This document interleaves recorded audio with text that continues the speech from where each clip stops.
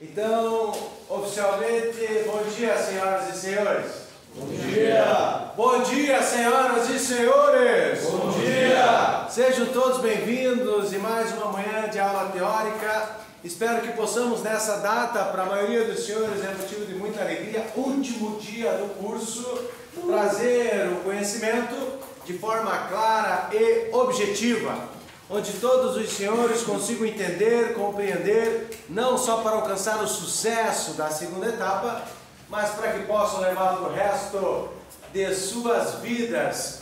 Mecânica básica do veículo. Se cair na prova de legislação dos senhores, quantas horas aulas são obrigatórias na matéria, no módulo, na disciplina mecânica básica?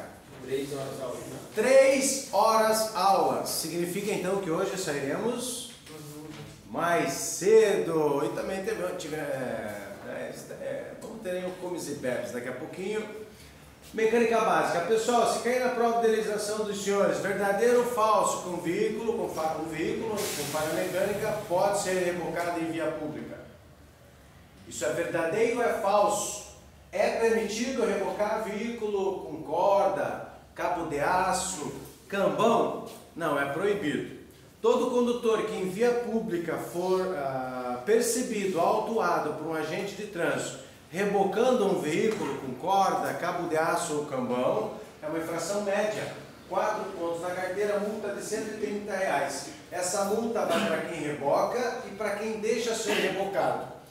Quando o veículo tem falha mecânica, tem que ligar para o caminhão do guincho. O veículo em via pública só pode ser rebocado em cima do caminhão do guincho ou com a frente levantada a 30 centímetros do chão. Só para concluir isso aqui, Bruno, essa linha de raciocínio. E em quais situações é permitido utilizar uma corda, um cabo de aço ou cambão? Quando o veículo cai numa ribanceira, quando está atolado, quando está numa situação de risco, tem uma corda, tem o cabo de aço, tem o cambão? Tem. Aí sim, para tirar daquela situação. Qual poderia ser outra situação permitido rebocar um veículo em via pública? Se tiver um agente de trânsito controlando o tráfego e permitir. Se o policial permitir, não tem problema. Pode perguntar, Bruno. O cambão é aquela barra de ferro que usava? Isso, o que seria o cambão? O cambão, professor, eu já escutei um termo diferente. Já ouviram esse termo? Vai levar um cambal, hein? Você vai levar um cambal, quer dizer que o cara vai brigar, né? Isso. Então, o que seria o cambão? O cambão é mais ou menos um ferro de mais ou menos 1 metro, 1,5 metros. E nas pontas tem os lugares específicos que encaixa no veículo que reboca e encaixa no veículo que seria rebocado. Por que é proibido rebocar automóvel com corda de aço, cambão ou corda de aço? Não tem, né? Cabo de aço, cambão ou corda. Por que é proibido? Os veículos antigos não têm direção hidráulica. Quando o veículo que está rebocando faz conversão direita e esquerda, os veículos antigos não obedecem à direção. Ele continua reto, é muito duro quando o motor não está funcionando. Os veículos atuais, eles são injeção eletrônica. Quando o motor não funciona, o volante trava e o freio também fica duro. Então, por isso é proibido rebocar veículo em via pública, com corda, cabo de aço ou cambão. E quando acontece entre os motoboys, eu já trabalhei como motoboy, e na última entrega quebrou a moto. E foi no meio da rua. Pensa numa classe solidária. Se tem uma linha puro suco que está vindo com alimento, com pizza, com lanche, eles param para ajudar o motoboy. Eu fiquei impressionado, muito legal. Mas é proibido rebocar. Vocês já viram pilotos rebocando um ou outro, empurrando com o pé, acelerando e empurrando com o pé? Não pode, é perigoso, desestabiliza. Se acontecer um descontrole do veículo, é 2 para o chão, não é verdade? 2 para o chão.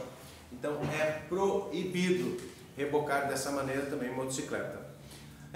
Aqui nós não vamos meter a mão na graxa, não vamos trocar o pneu, mas seria legal a gente trocar o pneu, colocar a mão na graxa. Seria legal se na sala de aula tivesse os equipamentos, as principais peças fixas de um motor, as principais peças móveis do motor. O veículo teve falha mecânica, o que fazer? Sinaliza o local e aciona o serviço mecânico. Tem um sistema nos automóveis que é o sistema de arrefecimento. Já caiu na prova de alguém? Simulado de alguém? O que significa essa palavra arrefecimento? Refrigeração. Quais são os componentes de arrefecimento? Quais são os componentes que refrigeram o motor quando ele está superaquecido? Radiador. O que seria o radiador? Atenção, senhoras e senhores. O radiador seria como um cantil onde armazena água. Esse radiador dos automóveis, ele é revestido por alumínio. Ele tem um bocal, é uma tampa. Qualquer um de nós consegue perceber o mínimo ou o máximo da água que tem ali no radiador. Aí tem uma mangueira especial, umas mangueiras grossas que tem no motor do veículo, que passa pelo bloco do motor. Esse sistema também é composto por uma bomba, que é a bomba d'água. Quando o motor atinge uma certa temperatura, a bomba d'água aspira a água do radiador, faz circular pelas mangueiras, pelo bloco do motor, para resfriar. Já caiu em prova de legislação a quantos graus, qual é a temperatura média dos motores? De 80 a 90 graus. Tem uma outra peça que faz parte desse sistema, que é a ventoinha. Já ouviram falar na ventoinha? Para você que está vendo esse vídeo agora, já percebeu quando depois do veículo transitar um tempo, para e o motor faz um barulho? É a ventoinha, não é assim, né? É a ventoinha, o ventilador que manda ali vento para a água do radiador para resfriar. Também faz parte desse sistema o termômetro.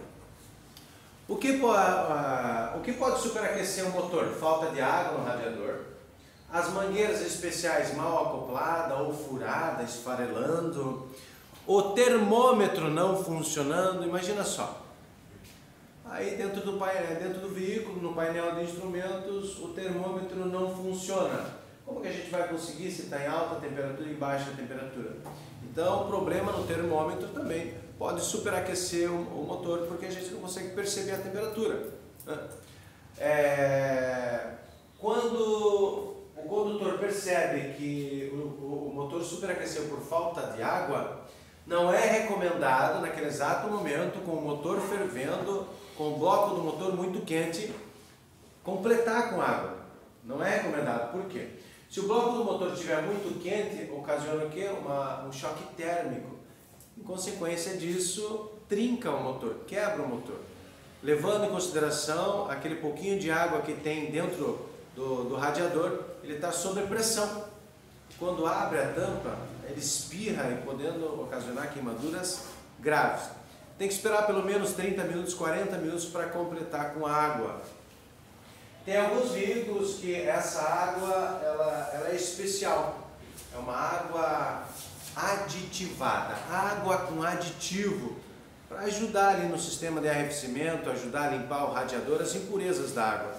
Agora tem alguns veículos que não precisa dessa água especial, essa água aditivada. Tem alguns veículos que a água da própria torneira já ajuda. Já caiu em prova de legislação. Se vocês quiserem anotar ou depois ver esse vídeo vai estar disponível no canal. #Prof. Ronald Escrimin no YouTube. Para você que é inscrito, obrigado pela sua inscrição. Para você que não é inscrito, se inscreva.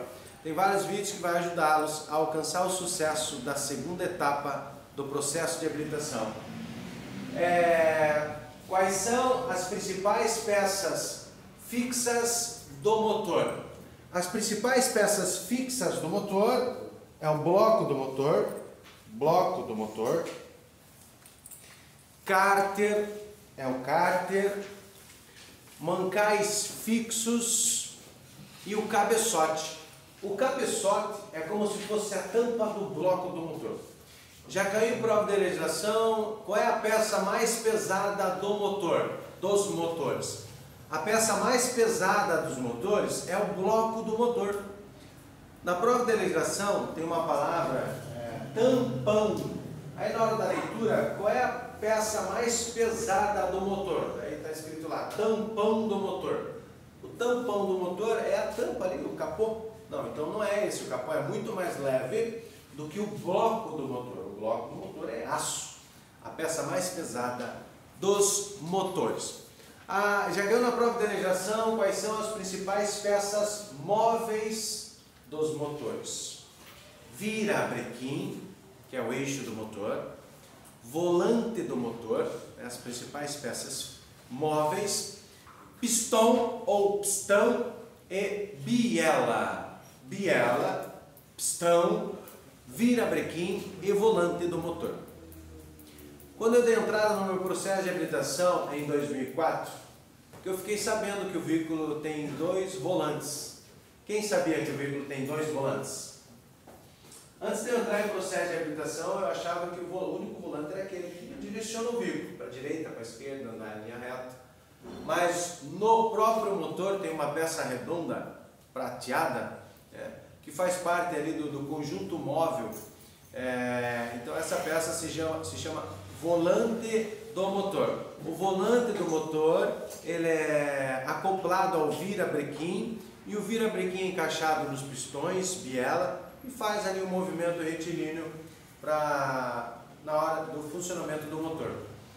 Lembrando que os motores atuais, eles são a 4 tempos. Daqui a pouquinho, eu vou colocar um vídeo aqui para os senhores, mecânica básica, aí vai ser mais palpável a aula ali, com animações, com ilustrações, eu acho que fica bem bacana, né?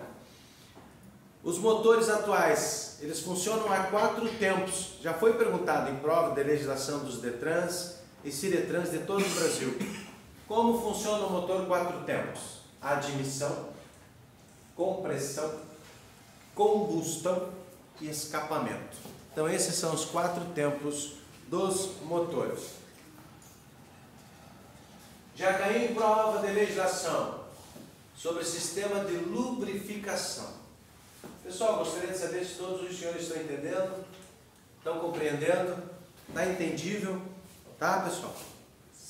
Tá bom. Daqui a pouquinho com o vídeo a gente vai ver. Você não viu no vídeo, mas a gente está fazendo mais ou menos. Mas daqui a pouquinho os senhores vão entender. Sistema de lubrificação.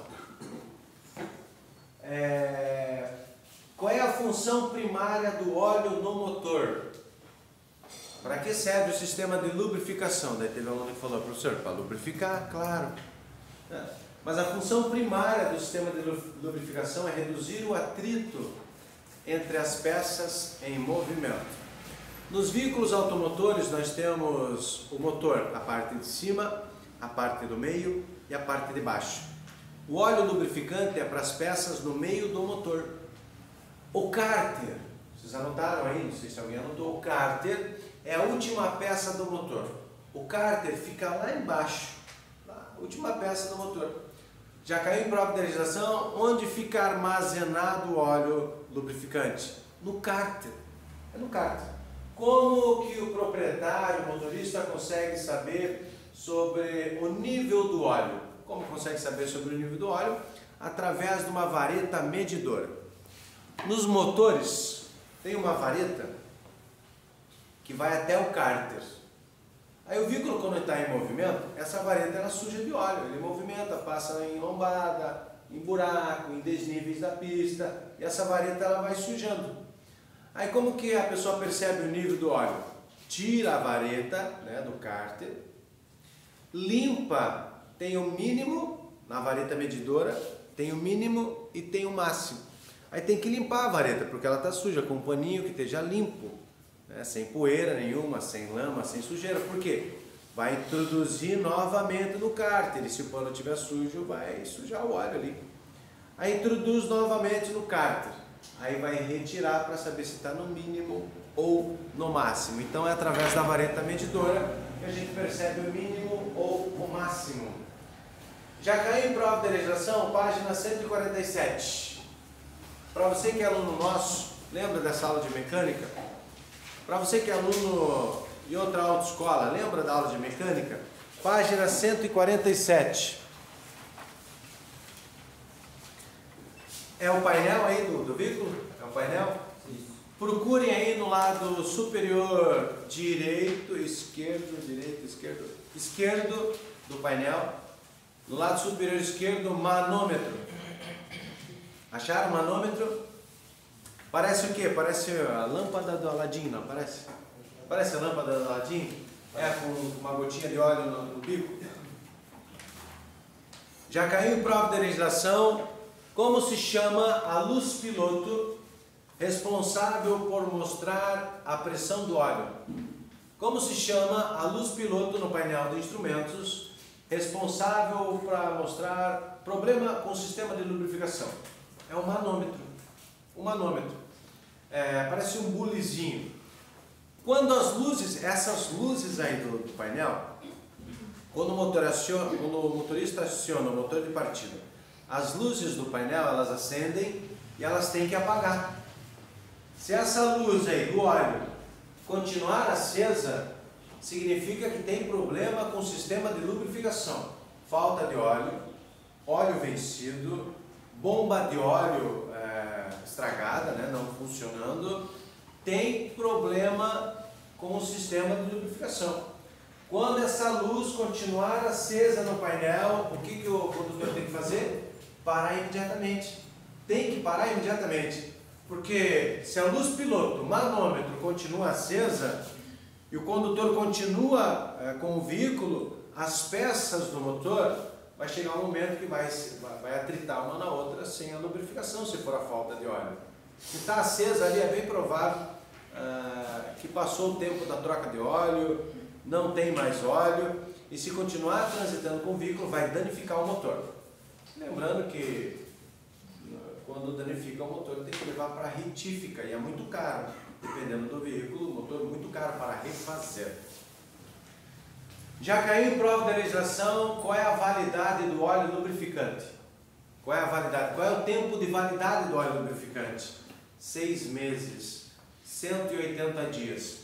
Mas temos também nos veículos, eu não sei se vocês já perceberam, apesar de muitos aqui nunca terem dirigido, mas já perceberam umas etiquetas no vidro da frente, no para-brisa, acima da cabeça do motorista, umas etiquetas? Quem já percebeu?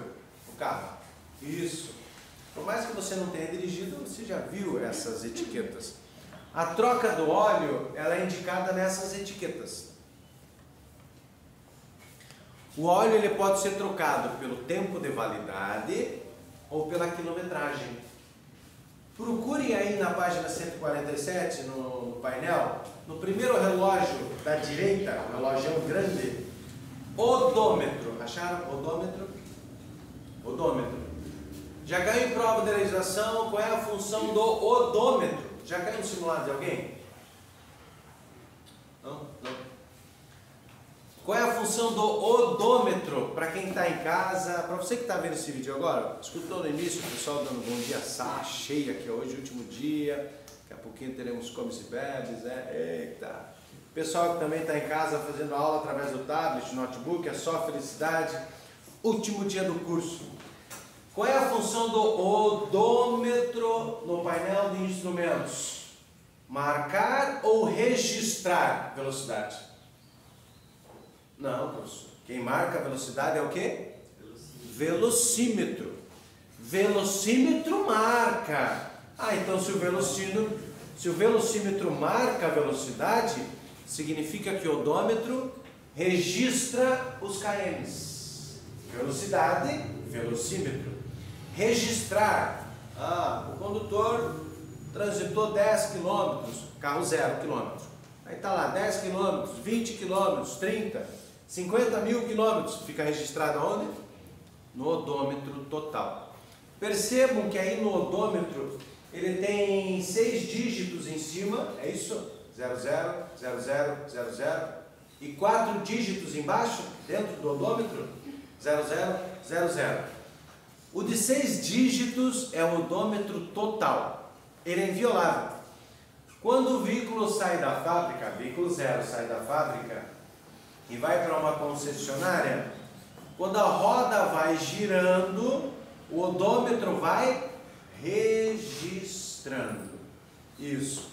Se você for numa concessionária, comprar um carro 0 e perceber que no odômetro total não está 0, significa que eles estão vendendo de maneira errada. Propaganda, né, enganosa.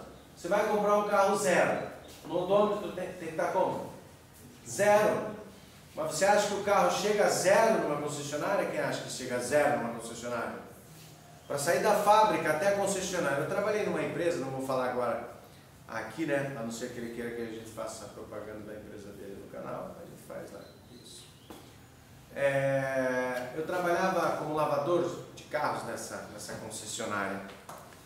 Aí, quando os veículos vinham da capital, nós tínhamos que ir até lá o viaduto da Roque Vernalha, porque a cegonha não pode entrar aqui na cidade.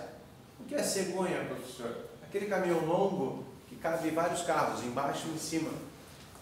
Aí a gente ia buscar o carro lá e vinha trazendo para a concessionária. Carro novo, sem placa. Então ele não chega a 0 quilômetro aqui. A função do odômetro, registrar as quilometragens. Ah, mas eu troquei o óleo, vamos lá, eu troquei o óleo com 10.000 quilômetros. 10.000 quilômetros.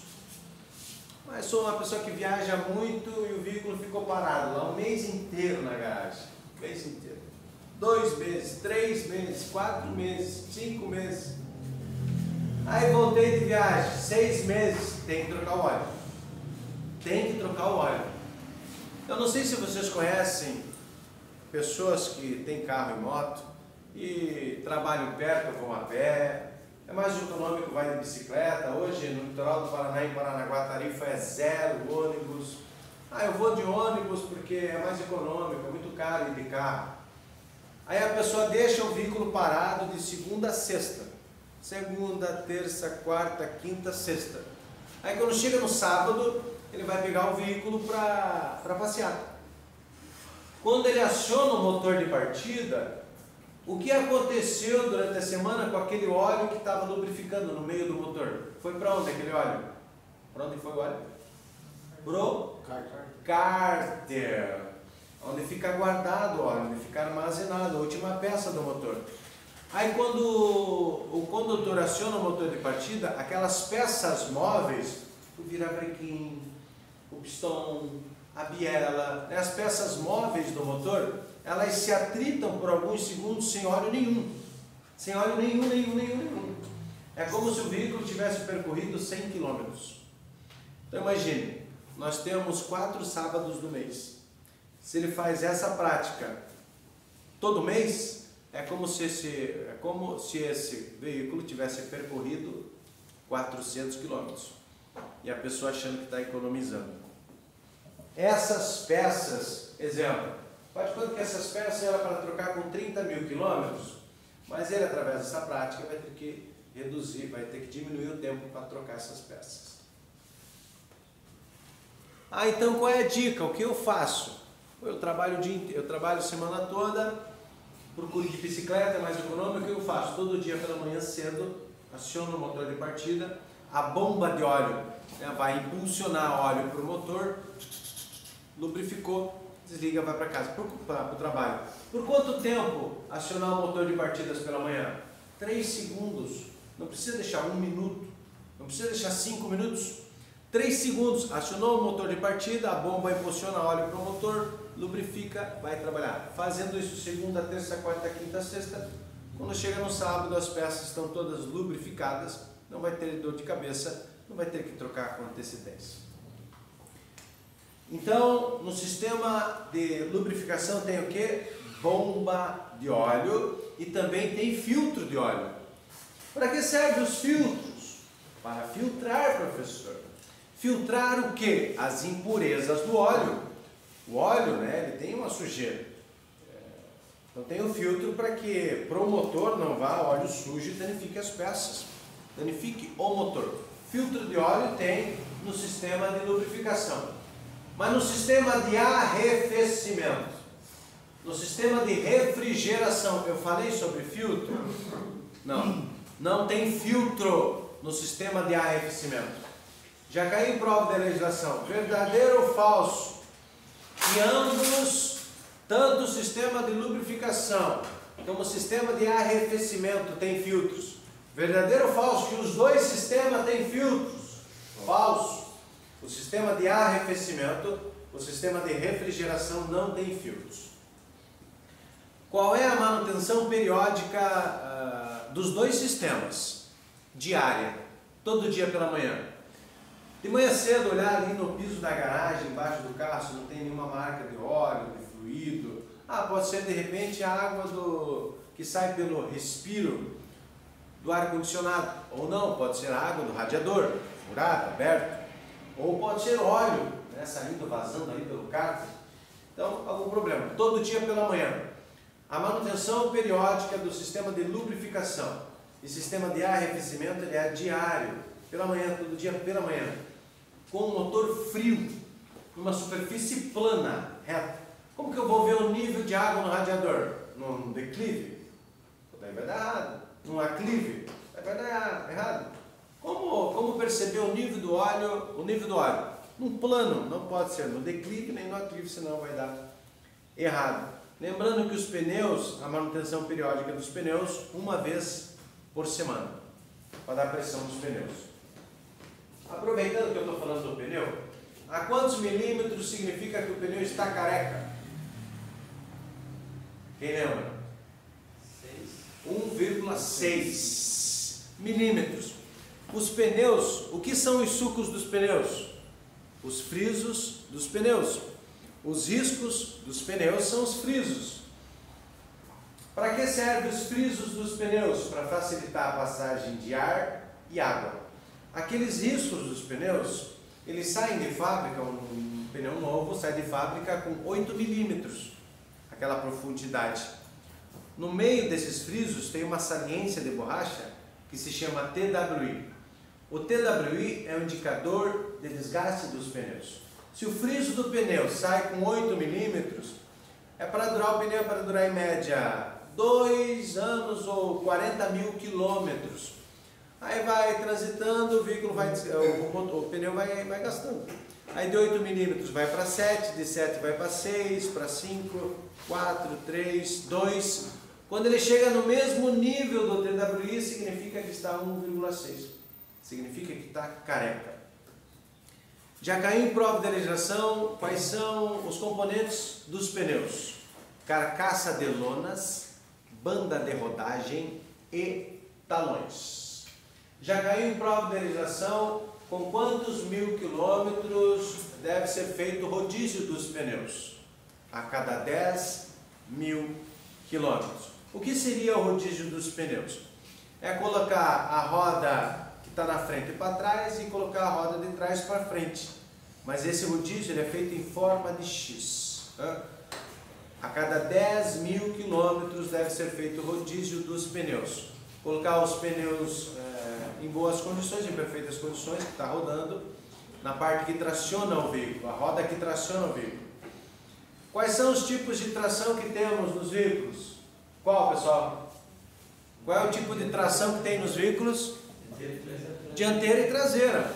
O que é tração? Os veículos antigos, quando o Opala, o Fusca, o Chevette, quando o condutor acelera, é a roda de trás que impulsiona todo o carro. Os veículos antigos. Então são tração traseira. Os veículos modernos, quando nós aceleramos, é a roda da frente que puxa toda a estrutura. Então os veículos modernos são tração dianteira. Mas as caminhonetes e os jipes, quando o motorista acelera, as 4 rodas puxam toda a estrutura. Então esses veículos são tração as 4, chamado de 4x4. Normalmente o pneu que gasta primeiro é aquele que traciona o veículo. Quando o motorista acelera, acaba dando uma derrapada. Aí ele gasta mais, então é normal. O rodízio, colocar os pneus menos gastos naquele que está mais gasto. Lembrando que transitar com o pneu careca é uma infração grave, 5 pontos a carteira, multa de R$ 195 e risco iminente de acidente. Já caiu em prova de legislação. Como retirar o veículo quando ele está atolado na areia? Por exemplo, areia da praia. Como devemos fazer para retirar esse veículo? O que devemos fazer para retirar? Murchar os 4 pneus, para ter mais aderência com o solo. Agora, como desatolar o veículo da lama? Com uma corda, cabo de aço, colocar embaixo da roda que traciona o veículo, madeira, cascalho, né? A sogra para empurrar. Eita, não, sogra, estou brincando, minha sogra vê esse vídeo vai ficar. sobre sistema elétrico. Qual é a função da bateria no motor? Não, antes de ir para o sistema elétrico, vamos lá. Quando o pneu está murcho demais, o pneu está murcho, onde é o desgaste prematuro? Vamos lá. Aqui faz de conta que é o pneu. O pneu, se ele está murcho, o que vai acontecer com o centro do pneu? O centro do pneu vai para onde? Vai para dentro e a borda lateral é que vai encostar no chão. Então, quando o pneu está murcho, o que gasta primeiro são as bordas laterais dos pneus murchos. Se esse pneu é para durar 40 mil quilômetros ou 2 anos, vai ter que antecipar a troca. Agora, quando o pneu está cheio demais, o que acontece com as bordas laterais? Quando está cheio demais, a borda lateral vai para cima e o meio do pneu é que vai encostar no solo. Então, quando o pneu está cheio demais, o que gasta primeiro é o centro do pneu. Por dentro ou por fora? Por fora. Lembrando que nos veículos nós temos também as rodas sobressalentes. O que seria a roda sobressalente? O step. O step, com o tempo, ele perde pressão. Com o tempo, ele fica murcho. Imagina, você está com um carro 0 km. O step tem todos os pelinhos lá, novinho. Né? Parou numa blitz, habilitação, documento do veículo, está aí tudo em dia. Aí o policial vai averiguar os equipamentos obrigatórios e percebe que o step está murcho. Infração grave. 5 pontos na carteira, multa de R$195. Imagine indo de lazer, tirar um lazer na praia, aí fura o pneu lá, step murcho. Ou careca. Ou não ter step. Infração grave. Lembrando que o fabricante permite colocar uma pressão maior no step do que o que estão rodando na pista de rolamento. Qual é a pressão ideal? Tem que olhar no manual do proprietário. Mas normalmente o veículo de passeio é 32 libras na frente e 30 libras atrás. Por que no pneu da frente é colocado mais libras do que no pneu de trás? Por causa do peso do motor. Isso. Por causa do peso do motor. Na frente tem o motor, então coloca 30 libras. Atrás não precisa, é muito mais leve do que a frente. Por isso. Então, muita pressão vai gastar primeiro no meio do pneu. Pneu murcho vai gastar primeiro nas bordas laterais. Agora sim, sistema elétrico. Sistema elétrico. Qual é a função da bateria no motor? Armazenar corrente elétrica. A bateria faz o quê? Armazena a corrente elétrica. Já caiu em prova de realização, não sei se vocês sabiam, mas as baterias, elas têm 2 polos. As baterias têm 2 polos. Ó, aqui a bateria já caiu em prova de realização. Aí tem 2 polos. Já caiu em prova de realização? Como se chama a luz piloto no painel do instrumento que mostra a carga da bateria?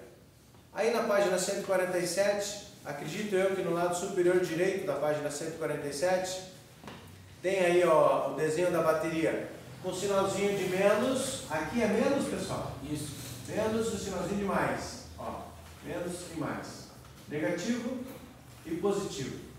Já caiu na prova de legislação esse desenho e para você dizer o nome dele. Como é o nome? Como se chama a luz piloto que mostra no painel de instrumentos a carga da bateria? Amperímetro ou voltímetro. Se vocês quiserem escrever no próprio manual, coloca uma seta no desenho da bateria e escreve, ou no papel, desenha a bateria, é um quadrado, um sinalzinho de menos ou mais, escreve aí, ó, amperímetro ou voltímetro. Esse é o nome da luz piloto que mostra a carga da bateria. Já caiu em prova de legislação também em acidentes de trânsito. Caso tenha vazamento de combustível, pode ter um incêndio ou explosão. É ou não é? O motor que envolveu-se no acidente, o veículo que envolveu-se no acidente, o motor está ligado. É recomendado, né, desligar o motor e retirar um dos polos. O ideal é tirar os dois. Mas qual que nós puxamos primeiro? O negativo ou o positivo?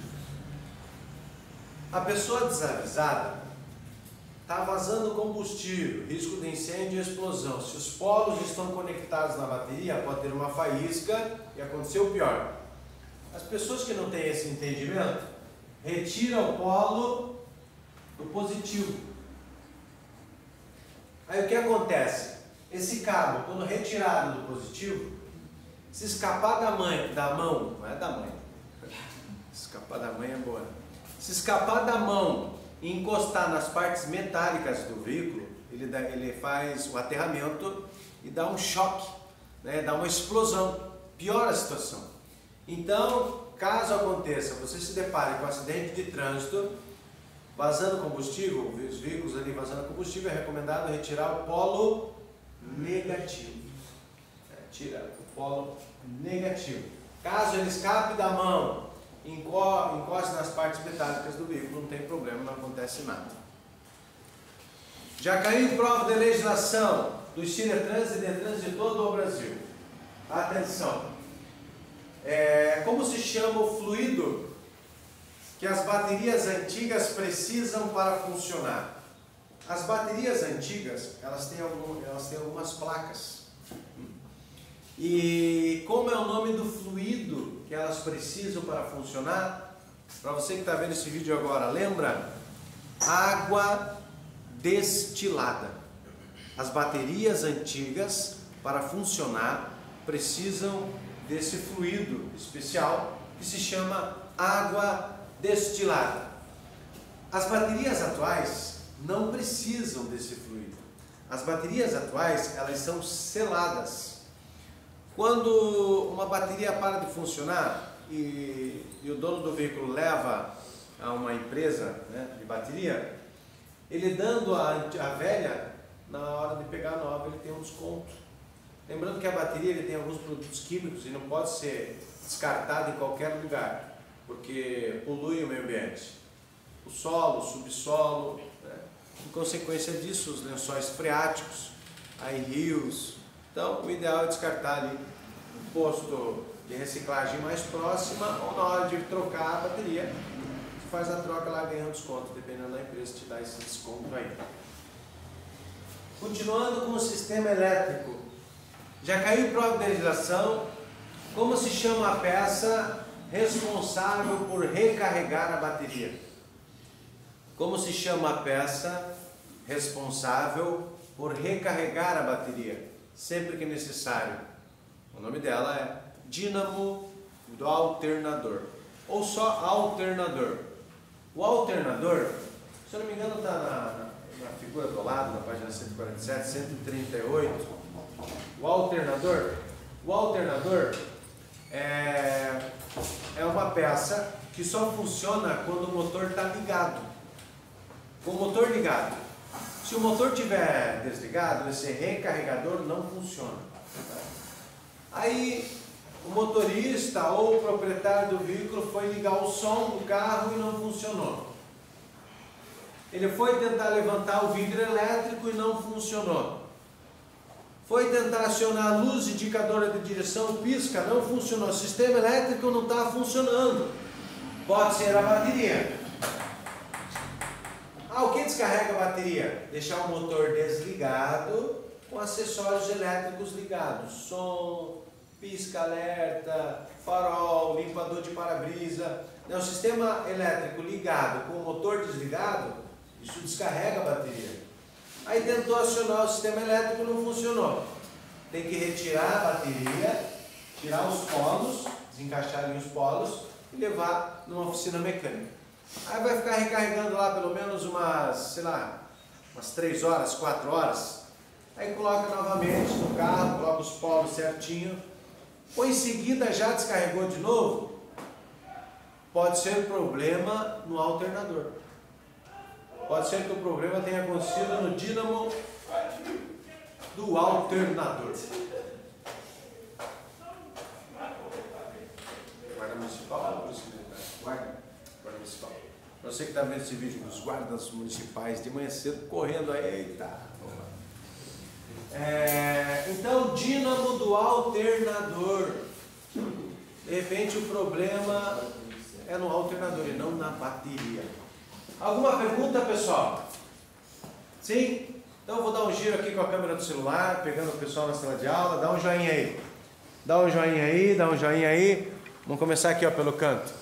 Bom dia, posso trabalhar com a imagem dos senhores nas redes sociais? Ó o Bruno lá, o Bruno. Dá um joinha aí, Bruno. Ei, Bruno. Aí, ó, o pessoal ali da Meiuca, Simone chegando agora. O pessoal ali, ó, dá um joinha aí, Lohane. Dá um joinha aí, Lohane. Eita, aí, ó, o pessoal lá do canto.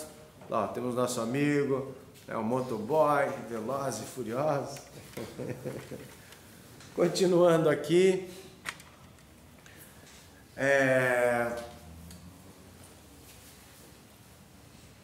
Para você que está vendo esse vídeo agora e é inscrito no meu canal, hashtag Prof. Ronald Escrimin, muito obrigado pela sua inscrição. Para você que não é inscrito, ative o sininho para que cheguem novos vídeos de trânsito. Deixe o like e compartilhe. Sobre sistema de freios. Quais são os sistemas de freios que nós temos? Freio a disco, freio a tambor, freio a ar e freio ABS. Desde 2014, os veículos fabricados em 2014 têm que sair de fábrica com freio ABS. Qual é o freio mais seguro que existe? ABS. O freio ABS, o que significa ABS? Anti-Brake System. Esse inglês aí, meu Deus. No português, anti-bloqueio de freios. Quando o motorista aciona nos veículos com o sistema ABS, quando os condutores acionam o freio, o que acontece? No motor tem um banco de dados. Acionou o freio, aí esse banco de dados vai acionar sensores posicionados a cada uma das rodas. Cada roda tem um sensor, os veículos providos com o sistema ABS. Aí esses sensores leem qual roda deve girar menos rápido do que a outra, evitando travamento. Independente do tipo de piso que o veículo tenha sido parado, tentando, reduzir a velocidade condutor. Asfalto seco, molhado, grama, cascalho, até no gelo a parada é segura. Os veículos com freio ABS, quando o condutor pisa no freio, não existe o travamento, não tem o travamento da roda, não trava a roda. Agora, veículo que não tem o freio ABS, o condutor pisou no pedal do freio, aí sim o travamento das rodas. Já caiu em prova de legislação. O que é sangria? O que é sangria? Mecânica básica. O que seria a sangria? Retirada de bolhas de ar do sistema de freios. Quando o motorista pisa no pedal do freio e o freio não funciona, o sistema não obedece, de repente pode estar acontecendo o quê? Bolhas de ar no sistema. Aí tem que fazer a sangria. O que seria a sangria? No motor tem um compartimento bem pequenininho assim, com uma tampinha, é onde vai o fluido de freio. Também pode travar o freio se não tiver o fluido de freio. Então, a sangria nada mais é que pegar essa tampa, tem bolhas de ar dentro do sistema, então abre a tampa, daí sai aquela bolha de ar. Isso seria a sangria. Retiradas de bolhas de ar do sistema de freios é chamado de sangria. Já caiu em prova de legislação, como se chama a base onde é montado os motores todos? Como se chama a base onde monta o motor? Chassi. Pessoal, não é saci. Você está um saci hoje, hein, professor? Não é saci, é chassi ou monobloco. Então é no monobloco, é no chassi que se monta o veículo. Vocês já ouviram também esse termo, número do chassi? Sim ou não? Número do chassi quer dizer o número da base, ele tem um número. Esse número ele é composto por 17 dígitos, entre números e letras. Esses 17 dígitos normalmente fica fixado na base do motor, né? Ele também fica nas colunas do veículo, na base do motor não, na base do veículo, na coluna dos veículos, da estrutura, e também no bloco do motor, o número do chassi. Esse número do chassi, 17 dígitos entre números e letras, informa ao policial numa abordagem tudo sobre o carro. Fabricante, data de fabricação, equipamentos obrigatórios, número verificador, tudo está ali no número do chassi. Também temos nos veículos, já ouviram falar que, não sei se caiu no simulado de vocês já, qual é a função do tacômetro? Tacômetro, aí na página 147, no painel, tem dois relógios centrais grandes. O da direita é o velocímetro junto com o odômetro. Lembrando ali, pessoal, que o odômetro parcial, tem odômetro de 6 dígitos e tem odômetro com 4 dígitos, né? Já caiu prova de realização, qual pode ser zerado? Odômetro parcial dá para ser zerado. Por exemplo, você está na tua casa e quer saber quantos quilômetros tem até o centro. Aí na tua casa você aperta um botãozinho do lado do odômetro que se chama trip. Você aperta ali e ele zera. Aí quando você chega no centro você fica sabendo quantos quilômetros tem. Eu quero saber quantos quilômetros tem da minha casa até a capital do estado. Na tua casa você aperta o trip do lado do odômetro ali, zera. Quando chega na capital você fica sabendo quantos quilômetros tem. Então qual é o odômetro que pode ser zerado? Parcial. O odômetro total ele é inviolável. Tacômetro. Qual é a função do tacômetro?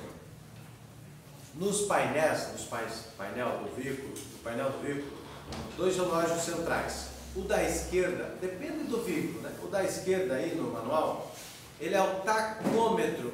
Percebam aí que está escrito aí vezes 1000 ou vezes 100? 1000. Vezes 1000. RPM? Isso. O que significa a sigla RPM? Rotação por minuto. Estão vendo que tem um ponteiro? O ponteiro está no zero. Significa que o motor não está rodando nada, está zero. Agora, quando o ponteiro está no 1, aí você multiplica 1 vezes 1000. Significa que o motor está rodando 1000 vezes por minuto. Quando o ponteiro está no 2, significa que o tacômetro ali está marcando que o giro do motor está em 2000 giros por minuto. RPM é rotação por minuto. Quando o ponteiro está direcionado no 3, significa que o motor está girando 3000 vezes por minuto. O ideal, a troca de marcha ideal é sempre quando tiver ali entre 2 e 3.000 giros por minuto, para trocar a marcha. Então, qual é a função do tacômetro no painel de instrumentos, para mostrar para o motorista?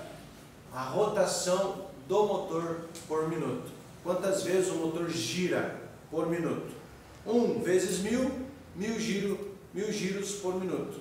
2 vezes 1000, 2000 giros por minuto. 3 vezes 1000, 3000 giros por minuto. Está no 4. Se o ponteiro estiver no 4 aí, 4000 giros. Se o ponteiro estiver no 5, 5000 giros por minuto. E assim sucessivamente. Pode ser que caia na prova dos senhores a seguinte questão também. Não sei se vocês já viram, aproveitando o painel aí, ó, eu não sei se vocês já viram esse desenho aqui, ó, nos automóveis, que é um parênteses, outro parênteses, aí um ponto de exclamação.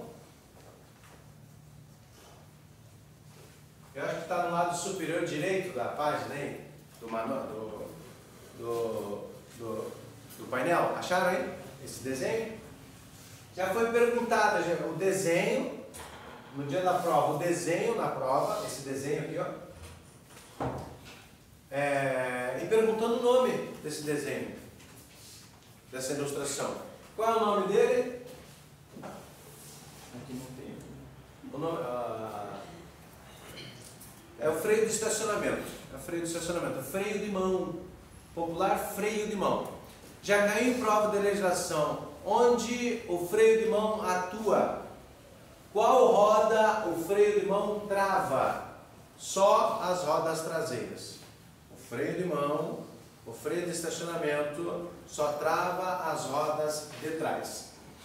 O freio de pé, ele trava a roda da frente e um pouquinho na de trás.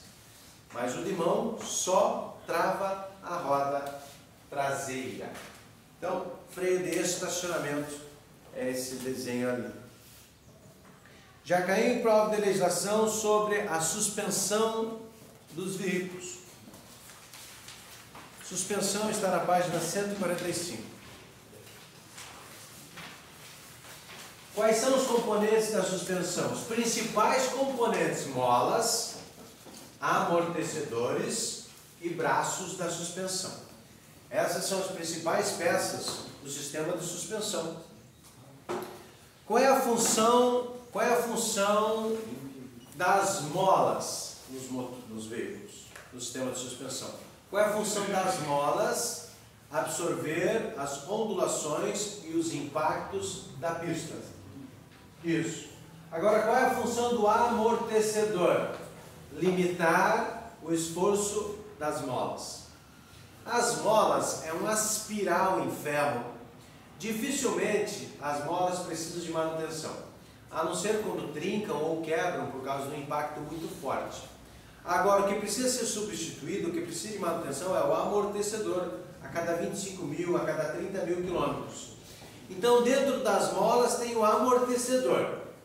Se nos veículos, na suspensão, tivesse só mola, o que ia acontecer com o veículo quando passasse numa ondulação de pista ou em uma saliência lombada? Ele ia passar na saliência lombada e ia continuar como? Se tivesse só mola, ele ia continuar pulando. Mas não, dentro da mola tem o amortecedor. Quando o veículo passa numa lombada, ele já estabiliza. Qual é a função do amortecedor? Limitar o esforço das molas. Já caiu em prova de legislação. Um veículo com risco de capotamento nas retas e curvas, geralmente é um problema onde? Sistema de direção e suspensão. Sistema de direção ali, no volante, né? Então, quando tem problema no sistema de direção, no sistema de suspensão, existe risco do veículo capotar nas retas e nas curvas. Na página 138, 143, a vela, está vendo a vela ali, ó? A vela. Já caiu em prova de legislação, como se chama a peça no motor do veículo responsável por provocar centelha? Como se chama a peça no motor do veículo responsável por provocar faísca elétrica? Vela. É a vela, essa peça aí que está na página 143. Já caiu em prova de legislação, com quantos mil quilômetros as velas deverão ser substituídas? A cada 10 mil quilômetros. A cada 10 mil quilômetros as velas precisam ser substituídas. O lado da vela tem uma peça que se chama bobina. Já caiu em prova de legislação, qual é a função da bobina nos motores? Atenção, senhoras e senhores. Qual é a função da bobina nos motores? Transformar baixa tensão em alta tensão. Transformar baixa energia elétrica em alta energia. Essa bobina só tem nos veículos antigos. Nos veículos modernos não tem bobina. Os veículos modernos é tudo eletrônico. Então, vamos fazer de conta que nos veículos antigos o condutor acionou o motor de partida, aí essa força passa pela bobina a 15 mil volts. Quando passou pela bobina, ela aumenta essa voltagem para 25 mil watts. Então, qual é a função da bobina nos motores antigos? Transformar baixa tensão em alta tensão. Transformar baixa energia em alta energia. Falando de energia elétrica, lembrei de uma coisa importante sobre o alternador. Lembrando que o alternador é uma peça no motor responsável por recarregar a bateria. Isso. Já caiu em prova de legislação. Qual é a função? Verdadeiro ou falso? Que o alternador produz energia mecânica. Falso. O alternador não produz energia mecânica. O alternador produz o quê? Energia elétrica. Energia mecânica é quando todas as engrenagens do motor estão em funcionamento. Então, o alternador fornece energia elétrica. Falando um pouquinho sobre o escapamento do automóvel, na página 142. Ali a primeira peça, embaixo do motor, a primeira peça, embaixo do carro. Tubo coletor, catalisador, tubulação, silencioso intermediário e silencioso traseiro. Os motores, eles funcionam a 4 tempos. Então, no primeiro tempo, quem faz a mistura ar-combustível nos veículos antigos? Carburador. Quem faz a mistura ar-combustível nos veículos modernos? Injeção eletrônica. Então, nos veículos com carburação, carburados e veículos eletrônicos, nos dois é feita essa mistura ar, oxigênio e combustível. Então, ele entra no motor em forma de líquido e sai em forma do quê? De gás. Então, quando ele entra no bloco do motor, né, numas aberturas, e tem um serviço lá dentro, a admissão, como funciona o motor 4 tempos? Admissão, é o primeiro tempo. O que é admissão? Admitir, receber. Admissão, né, a válvula abre, uma válvula abre de admissão, aí o pistão sobe, né, sobe, onde é compressão, o segundo tempo é compressão do combustível dentro do bloco. Daqui a pouquinho vocês vão ver aí com o vídeo. Compressão, aí no terceiro tempo vai ter a faísca elétrica da vela e vai explodir o combustível. E no quarto tempo o escape. Escapamento, gás, em forma de gás pelo escape do carro. Qual é a primeira peça que faz parte do conjunto de escapamento que recebe o resultado da queima do combustível? Qual é a primeira peça? Tubo coletor, que recebe aquela fumaça, né? Aquela fumaça tóxica. O primeiro resultado da queima, ali, quem recebe esse impacto é o tubo coletor. Aí passa pelo catalisador. Falamos ontem do catalisador. Qual é a função do catalisador? Quem lembra? Reduzir. Outro foi meio ambiente. Reduzir Gases. emissão de gases poluentes. Diminuir, né, o resultado da queima do combustível, né, vem aquele gás, aquela fumaça tóxica, preta, né, vem a fumaça ali em excesso. Aí ele passa pelo catalisador, onde ele reduz essa quantidade de poluição. Então a função do catalisador é reduzir a emissão de gases poluentes na atmosfera. Aí passando pelo tubo coletor. Temos o silencioso traseiro e o silencioso intermediário. Qual é a função do silencioso? Ô, professor, silenciar, né? Qual é a função do silencioso? Professor, é não deixar barulho, né? Não deixar ruído, isso. Essa é a função do silencioso. Quando o motor, quando o combustível explode, é um estrondo, só que a gente não escuta por causa do silencioso, por causa do motor ser bem lacrado ali, a parte do bloco. Então, a função do silenciador, silencioso, é diminuir os ruídos, os barulhos dos motores. Atenção para você que é inscrito no meu canal, no YouTube, hashtag Prof. Ronald Escrimin, muito obrigado pela sua inscrição. Espero que eu possa ter contribuído, trazendo essa informação importantíssima sobre mecânica básica. Mas se você conseguiu entender a mecânica básica, se você conseguir interpretar as luzes do painel, você vai contribuir ali com a qualidade do motor, né? Das peças do motor. Importante entender os ícones, o que o painel quer informar. Para algumas situações não precisa de um mecânico profissional. É você que é uma pessoa leiga, através desse vídeo aí você consegue entender. Hoje tem vários vídeos na internet que ajudam sobre qualquer situação, né? Boa sorte na tua prova, você que acabou a parte teórica e estudou, não temos dúvidas da sua aprovação.